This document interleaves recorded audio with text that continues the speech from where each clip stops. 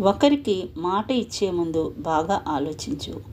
ఎందుకంటే నీది అది కేవలం మాటే కావచ్చు, కానీ ఆ మాట తీసుకున్న వారికి ఆ మాటే నమ్మకం.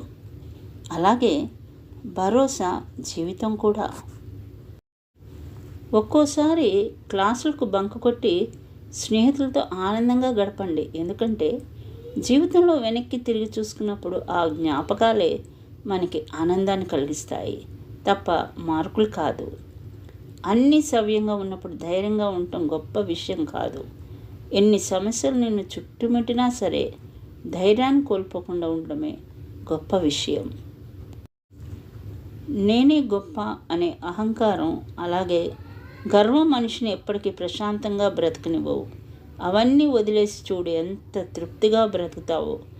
డబ్బు, పరపతి, పేరు వీటన్నిటికంటే జీవితంలో ముఖ్యమైనది సంతృప్తి. ఇదే లేకుంటే ఎన్ని ఉన్నా వ్యర్థమే. ప్రతి ఒక్కరికి జీవితంలో ఒకటి ఉంటే ఇంకొకటి ఉండదు. అవి ఏమిటో తెలుసా? డబ్బు, మనశ్శాంతి, ఆరోగ్యం, వయస్సు, ప్రేమ, ఇలా చెప్పుకుంటూ పోతే ఇంకా ఎన్నో ఉంటాయి. ఏది శాశ్వతం? నువ్వు ఎంత సంపాదించుకున్నా అది శాశ్వతం కాదు.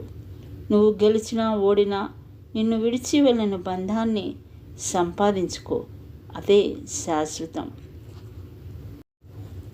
మార్పు అనేది తలుచుకుంటే రాదు, తెగిస్తేనే వస్తుంది. నీ విజయాలను నీకన్నా చిన్నవారితో పంచుకో. స్ఫూర్తితో నిన్ను అనుసరిస్తారు. నీ ఓటములను నీకన్నా పెద్దవారితో పంచుకో. అనుభవంతో నీకు బోధిస్తారు. నీ చుట్టూ అన్నింటిలోనూ ఆనందం ఆస్వాదించడం నేర్చుకో. ఎందుకంటే అవధి లేనిది ఆనందం, అంతం కానిది ఈ ఆనందం. మనల్ని ప్రేమించే వారి కోసం జీవించాలి, మనల్ని ద్వేషించే వారి కోసం జీవించి చూపించాలి. నీవు చేసే ప్రతి తప్పుకు నీవే తప్పకుండా ఎప్పుడో ఒకప్పుడు ఫలితం అనుభవించి తీరాలి. ఇది సత్యం. అందుకే తప్పుడు పనుల జోలికి ఎప్పుడు పోవద్దు. ఒక వ్యక్తిని అభిమానిస్తే వారిలోని మంచితో పాటు లోపాలను కూడా స్వీకరించగలగాలి. అప్పుడే స్నేహమైన, బంధమైన ఎప్పటికీ నిలిచి ఉంటుంది. ప్రపంచంలో లోపం లేని వ్యక్తి ఎవరు ఉండరు కదా. పూర్వం రోజుల్లో మనుషులు రాళ్లతో నిప్పు పుట్టించేవారట. ఇప్పటి రోజుల్లో మనుషులు మాటలతో ఏకంగా తగలబెట్టేస్తున్నారు.